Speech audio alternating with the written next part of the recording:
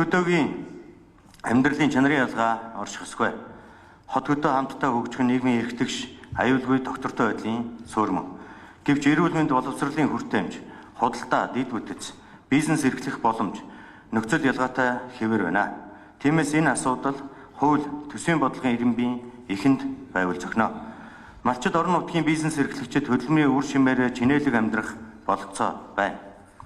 Гагцхүү хөрөнгө оруулалт, өртөө багтаа санхүүгийн их усүр хязгаарлагдмал байна. Ийм нөхцөлд хөдөөгийн бизнес эрхлэгчийг бүх шатанд дэрвэхээр дэмжих ёстойг энд онцлон тэмдэглэе. Иргэд малчдын санаачлахаар эхэлж байгаа өрхийн хоршооны үйлдвэрлэл, бүс нутаг, цаашлаад улс даяар төдийгүй гадаад зах зээл нэвтрэхэд хөнгөн үйлдвэр, технологийн паркууд ихээхэн үүрэг гүйцэтгэхээр байна. Улсын хурл одоогоос 23 жилийн өмнө үйлдвэр технологийн парк байгуулж, хөгжүүлэх үндсэн чиглэл баталж, арбан парк байгуулахаар шийдвэрлэж байсан боловч харамсалтай нь өнөөдөр ажил хэрэг болоогүй.